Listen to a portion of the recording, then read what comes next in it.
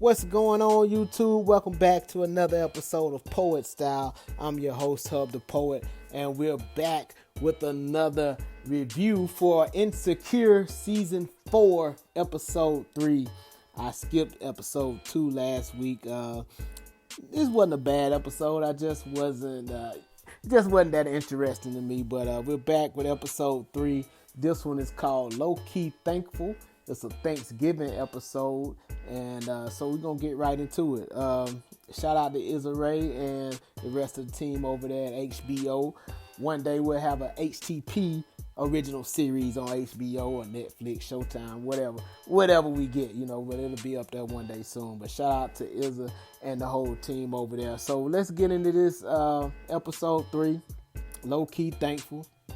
I guess all of the titles of the show this season are going to be low-key something, low-key whatever. So anyway, let's start off with Issa and Molly. We got to start off with Issa and Molly.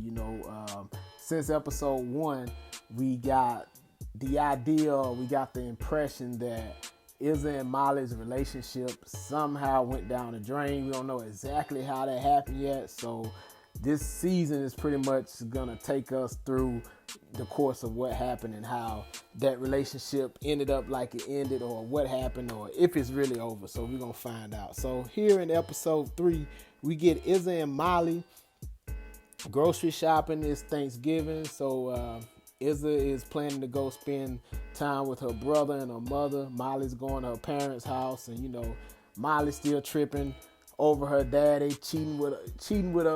cheating on her mother back in the day. She just found that out recently, so she's still kind of sour at her dad about that. So also, just to let y'all know, keep in mind, even though it's been like 5 years since we first saw Issa and all the gang in the show, only a year has passed. So from that first episode, season 1, episode 1, only a year has passed to now episode 3, season 4. So to us, it's 5 years. We're going to have 5 years of Issa and Molly and all them.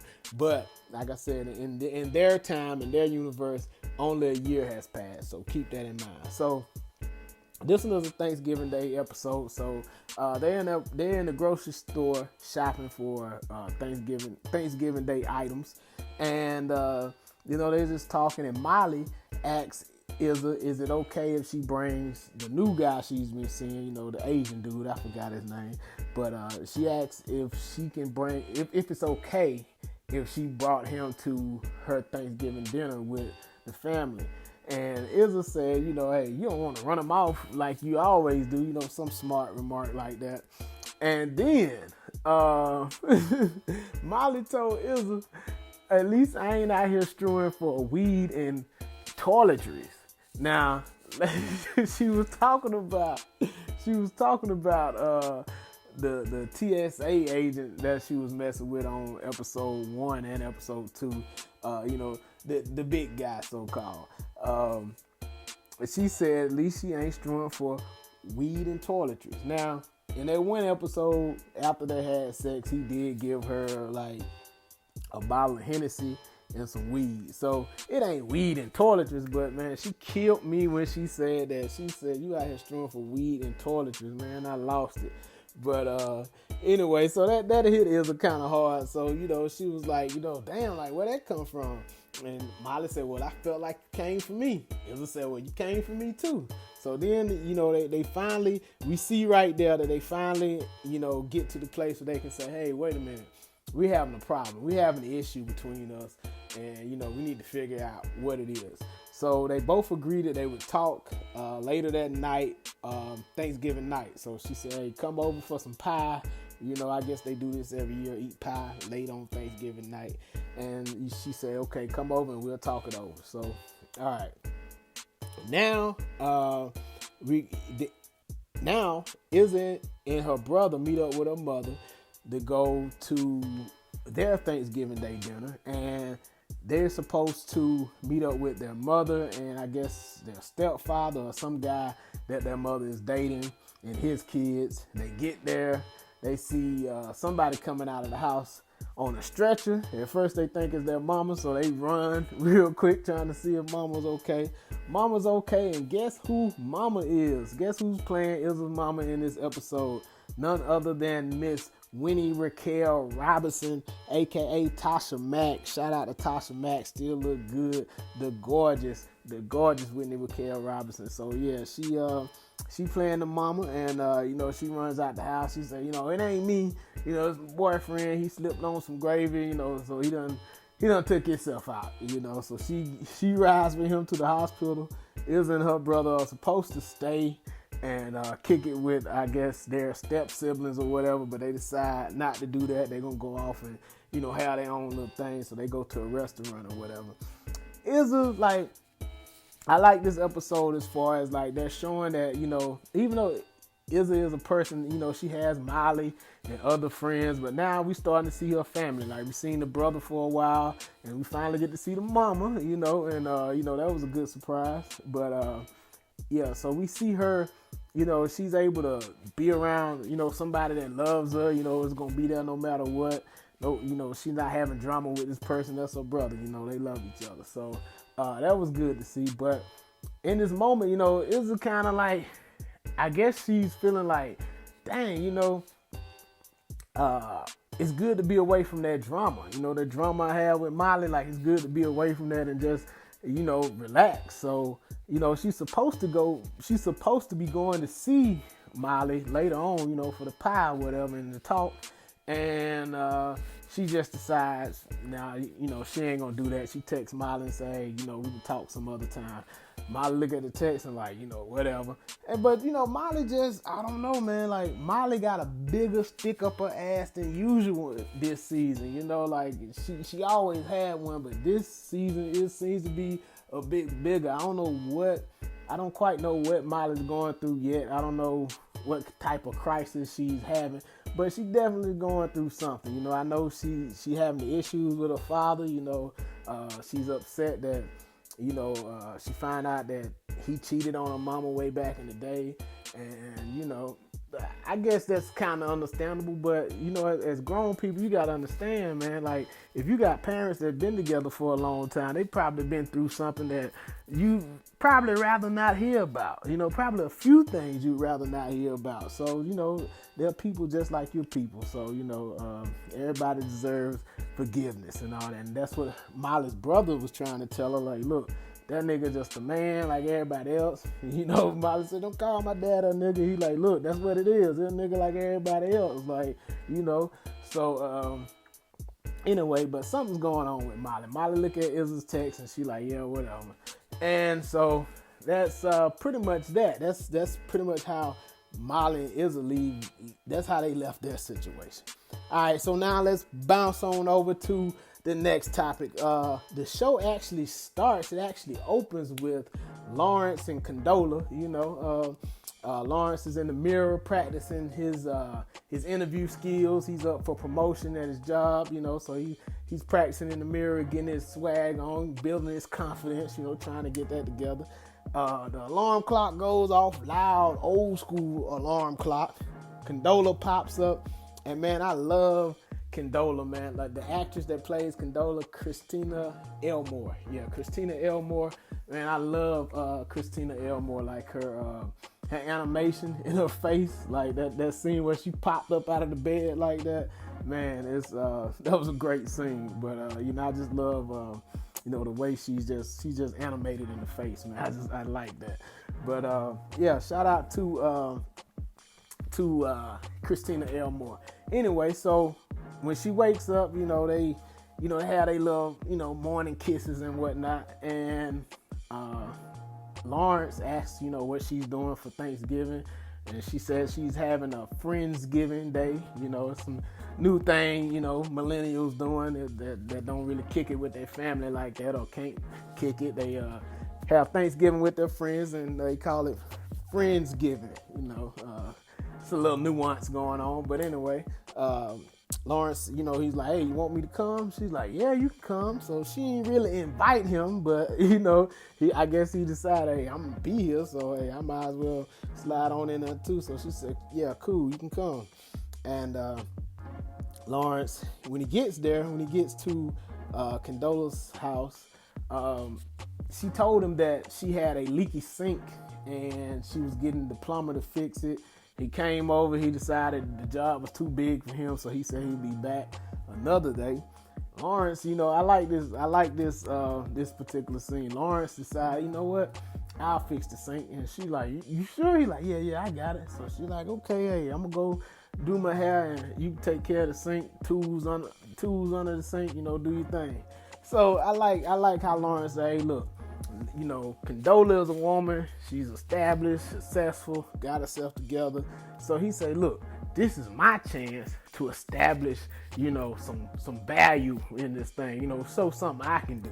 So he stepped in. He said, I'm gonna fix this sink for you. She can handle the sink too. I mean, she can pay for a dude to come do it, but hey, he like, hey, I got this, So hey, he go in there.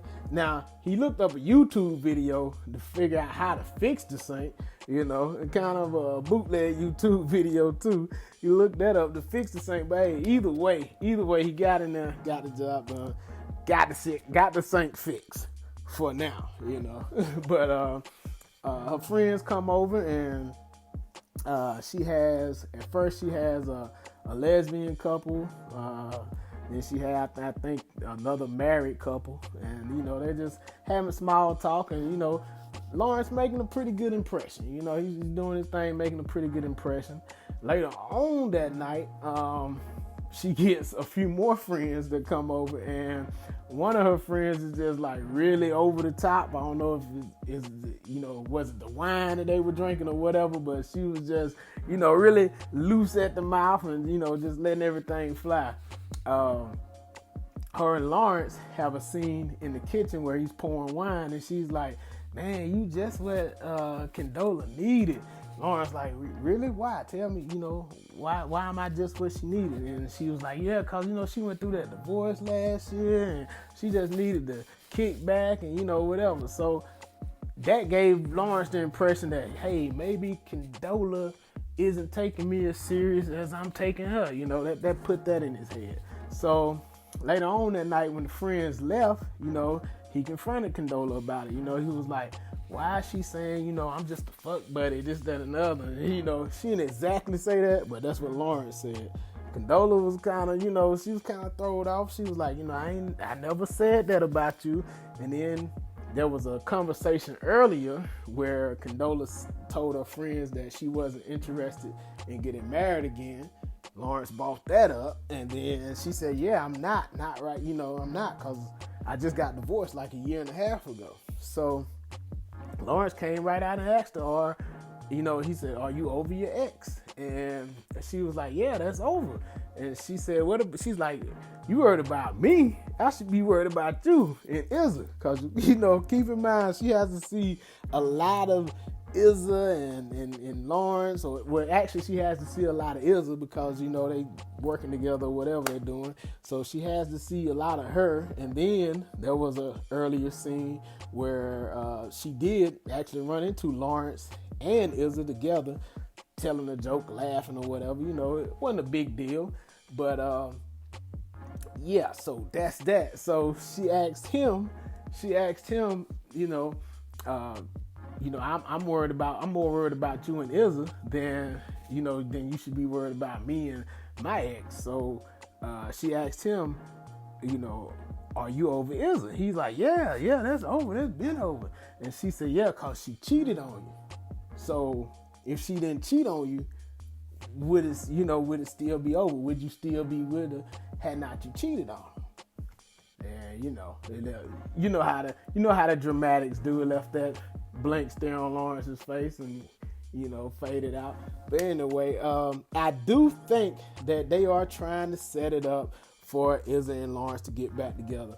I'm not a big fan of that idea. I used to think I was, but yeah, I'm not. I'm not a fan of that. They had a scene where Izza was telling her brother that when she sees Lawrence with Condola, it seems like they're happy or whatever, but she said she's having a problem. The problem she's having with it is that it seems like Condola is benefiting from the time that Lawrence spent with her, and that's a common feeling when you move on from someone and then they go on to someone new. It's a common feeling to feel like, hey, the time I spent with this person, the time I grew with this person, and look what they are now. Now they wasting everything I put in them with this person, or using it with this person, But it's like that. That's how it is. We gain and learn from each other and grow and build and all that. But, you're going to do the same thing. You're going to take the things that person taught you and you're going to give that to somebody else, So it is what it is, That's why it's probably not a good idea to be so close to her ex's new love interest. But on the other hand, to me, Condola isn't benefiting from the time that Lawrence spent with Izza because, remember, Lawrence was a bum. Izza, the best thing Izza did for Lawrence was leave him. That was the best thing she did for him. All the other stuff, ain't nobody benefiting from Lawrence sitting on the couch for 2 years. Nobody. Ain't nobody benefiting from that. Condola is benefiting from the decision that Izza made to leave him or cheat on him. However they broke up. I can't even remember how they broke up. But whatever it was, that was the best thing I believe that could have happened to Lawrence for sure. I don't know about Izza yet. We're going to find out. But I do think, I do believe that they are setting it up for Izza and Lawrence to get back together because in the final scene, Lawrence is home and he's going through his Instagram stories or whatever, looking at all his friends, and then he stops on Izza. He comments on the story, and it looks like we get the dots, and she's about to send him a message back. So here we go, and that's how episode 3 ends. So here we go with the Lawrence and Izza again. I'm really not here for it, to tell you the truth. I ain't here for it, but we'll see what happens, man. But thanks for listening. That's it. That's the end of this review. Thanks for listening. Come back next time. I'll probably be reviewing next week's episode. We'll see. If I still be stuck in the motherfucking house, that's what I'm gonna be doing. I hope all y'all still healthy, still safe, and yeah, man. Love y'all. Till next time. And I'm out.